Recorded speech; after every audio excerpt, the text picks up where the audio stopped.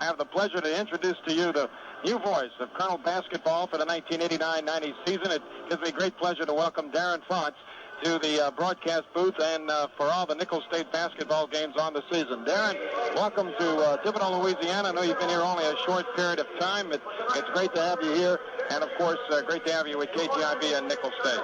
Well, I'm looking forward, Steve, to an outstanding year. Of course, the year hasn't started out quite as outstanding as the Nicholls State coaching staff had hoped, but I'm sure when they started out the schedule with such a young team that they knew there would be rough times at the beginning. The national anthem before tonight's ball game, Nicholls State University against the University of Denver Pioneers. The Colonels are coming off a 3-game road trip to open up the season, and they come back to Stouffer Gymnasium with an 0-3 mark.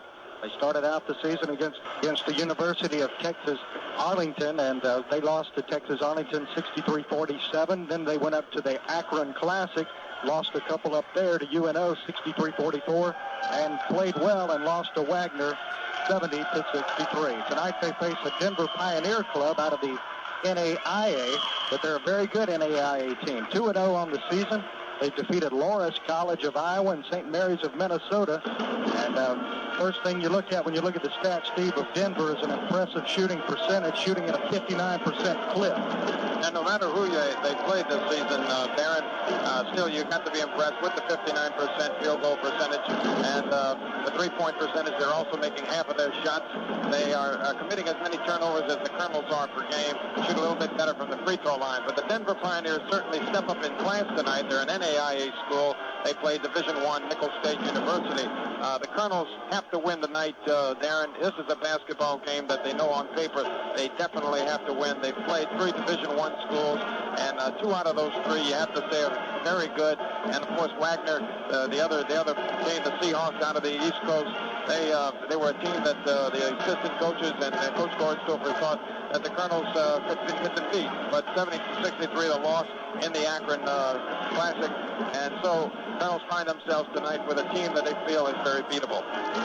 Absolutely, and when you look at the size of the Denver Pioneers on paper, the Colonels have a definite size advantage, but I think the big key tonight will be trying to match from the field these Pioneers. Of course, at 59%, the Colonels are only shooting 40% from the field, 36% from three-point range, and of course, averaging 19 turnovers a game doesn't help anybody win a ball game, in particular when you have the type of competition that the Colonels have had this year. But they've got this one at home, looking for their first victory. This is their first of a 3-game home stand.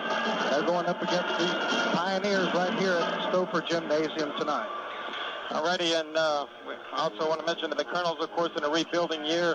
Robert Lee, the fine point guard, shooting guard out of New Roads, Louisiana, the only senior on the ball club, the only returning starter. And so with just a handful of people coming back from last season, Coach Gordon Stouffer realizes he has to rebuild, and it's going to be, jump getting to the 500 mark, honestly, Darin, but they have to build with each basketball game. They'll have the return of one of their players, Danny Lejeune, out of Jeanneret, Louisiana, who's not on the basketball team now, but will be joining them after semester break. Absolutely, and talking to the coaching staff, they're looking for a big contribution out of him this year. Of course, he's a sophomore, a young player as well, but they think he's a very good all-around player and could add a lot to this basketball team. In the University of Denver in tonight, the Pioneers, and their starting lineup will go like this. They'll start at guard. It'll be number 24, Scott Williams, a 6'3 senior from Denver, Colorado. At forward, it'll be number 22, Tony Sims. He's a 6'1 sophomore from Tucson, Arizona. At the other forward, number 21, Tim Ray, a 6'4 junior from Denver. The point guard will be number 32, Dave Chavlovich, a 6'3 junior from Appleton, Wisconsin. And at the post, it'll be Ricky Oliver, a 6'6 senior from Richmond, California. The starting lineup for the Nicholls State Colonels will be Robert Lee in the backcourt. He's a 5'10 senior from New Roads, Louisiana. His backcourt mate tonight starting out will be Mike Clark, number 12, a 5'11 sophomore from Perrysburg, Ohio. The forwards will be Theron Lewis, a 6'6 freshman from Maurice, Louisiana. At the other forward, it will be Scott Gautreaux, a 6'7 junior from Addis, Louisiana. And at the post, it will be number 52, Paul Byer, 6'8 sophomore, also from Perrysburg, Ohio. Colonel roster this season, Darin has more than 50% of the players from the state of Louisiana. And closer to home, they have a freshman forward from Terrebonne High School, Darrell Ross, on the roster. They have Denny Lejeune, as we said, joining the basketball team as a sophomore after the semester break, right close out of Hanson Memorial in Franklin. And, of course, Ray Kennan out of Bossier City High School in Bossier City, Louisiana. Scott Gautreaux out of Addis, Louisiana. Theron Lewis, the starter at forward, is out of Maurice, Louisiana, North Vermilion High School. And they've had some great success in high school basketball there. Caprica Point Coupé proud to boast Robert Lee, who is the senior guard and the Colonel's top performer at 11.3 points per game so far this season. And, of course, Willie Banks out of South Terrebonne High School now resides in Gray out of the Houma area, a sophomore. And we'll look for Willie to get some playing time tonight as well. The big man for the Denver offense will be Scott Williams. He's been on fire to start out the season, averaging 25.5 points per ball game, shooting 63% from the field. So he's a big gun. They've also got a couple of others in double figures. Tony Sims, he averages 12.5 points a game. He's shooting 67%. And Tim Ray is averaging 12 points a game. He's shooting at a 56% clip as well. Robert Lee, of course, as Steve mentioned, he's the leading scorer, the senior, the veteran. He's averaging 11.3 per ball game. And Theron Lewis, a freshman, a lot of talent. They're expecting big things out of him for the next 4 years. We're about ready to get things underway. The tip-off at midcourt, it'll be Ricky Oliver jumping it up against Paul Byer, and we're about ready to get underway. Denver will move to our left, the Colonels to our right. Three-man officiating crew, and we're underway. It's controlled by the Pioneers. Tim Ray with it out at hands it to Williams, far side, in the corner. It's Ray again. Down in the middle, shot up in the lane, off the glass and in. Tony Sims coming off a pick at the high post, but Pioneers take a 2-0 lead. Back at Stouffer Gymnasium, Darin Fontz, Steve Caldarera, a 16-point win for the Colonels tonight, 81-65. The Colonels' record now moves to 1-3 on the year, and a chance to even it up. They continue to play as well as they did here tonight. They've got a home date Saturday night against Texas Wesleyan. Then a week from Saturday, Texas San Antonio comes to Thibodaux, and that will give the Colonels a chance to even their record with 3 home dates in a row. The schedule then picks up a bit during the Christmas holidays as they make their way up north, Morehead State in Kentucky, and then we'll play in a holiday classic in Youngstown, Ohio, over the Christmas break. So a good chance for the Colonels to even that record before hitting the road again. Remember now, their next home date, Saturday night, Texas Wesleyan, tip-off at 7:30. The pregame show here will be at 7:20. Just a good performance, a well-played ball game by all phases for Nicholls State. Again, as we said going into the top of the broadcast, Darin, that this was a game that Nicholls State knew they had to win and they should win. It's an NAIA school, but nevertheless, a team that Nicholls State should beat, even though they came in at 2-0. The Colonels were 0-3 and had played 3 good Division I schools.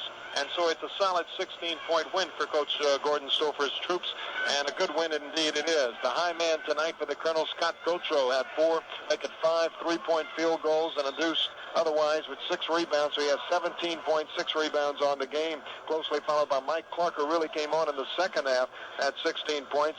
Robert Lee chipped in with 14, and Theron Lewis had 12. Otherwise, Ray Kennan came off the bench and scored 8 points. Paul Byers 6 points and 10 rebounds. Willie Banks had 5. Jaron Woods had 1 point. Jay Collins and Darrell Ross got into the contest but did not score. For the University of Denver, their high man was Scott Williams. Came into the game averaging 25.5 points per game, Darin, but only was able to manage 18. I think the Colonels did a good job on him defensively. Williams did not have a good night shooting from the field. Chavlovich had a good game at 14 points and 3 rebounds. And then the only other man to have double figures was the postman, Ricky Oliver, 10 points and 7 rebounds. Otherwise, Tony Sims with 7, Tim Ray with 4, Matt Cardwell, who fouled out, with 5 points, Dave Ward with 3, Pat Boyle with 2, and a couple of them who got into the game did not score. The Colonels unofficially shot 46% from the field. That's a little bit better than what the their effort was on the road in those first 3 games. They shot 67% from the free throw line, but most of those misses, a lot of them came late when the game was out of reach and the Denver Pioneers were fouling them relentlessly. So basically they had a good night at the free throw line, and I know Coach Stouffer wanted to accomplish that in this contest as well. You mentioned 46% from the field. That's not an outstanding average, but you can win ball games shooting 46% from the field. And that's something that they did not do in the first 3 games this year. They have not shot the ball particularly well. They did so tonight, especially at the opening of the ball game, to open up a big lead. However, just before halftime, the Pioneers edged back into it and trailed by only 2 going into halftime. But again, some good shooting by the Colonels in the second half opened up a lead that the Pioneers never could overcome in the second half. And I think another key was Williams. He had a few buckets in the first half, scoring most of his points before halftime. And the Colonels did an excellent job shutting him down in the second half. He was unable to get going, and he showed in the first half what he can do when he gets on a roll, and the Colonels just wouldn't let him do it in the second half. Well, they refused to put him at the free throw line. He only went 1 time on a 3-point play and converted that when he was 8 of 18 from the field otherwise. But Scott Williams was shut down at some point. He tried to shoulder the entire effort for Denver and take it upon himself to get his basketball team back in this game. But he was coming up with some wild play. Coach Dick Peth put him on the bench. And at that point, it seemed like the Pioneers crumbled to the Colonels' defensive pressure. Colonels pounded it on them. Unofficially, Denver finishes with 25 turnovers to the Colonels' 20. I know Coach Stouffer would like to cut that down a little bit, that 20. But the Denver turnovers came largely in that second half, the second part of the second half, when the Colonels came back to storm back from a 3-point deficit and take as much as a 12-point to 15-point lead. They end up winning by 16. So don't forget now, Colonels will be at home for the next 2 dates. Saturday night, Texas Wesleyan into town, 7:30 tip-off. Pre-game will start at 7:20 right here on KTIB. Well, that'll do it for us from Stouffer Gymnasium. For Steve Caldarera, I'm Darin Fontz saying so long, and we'll see you Saturday night.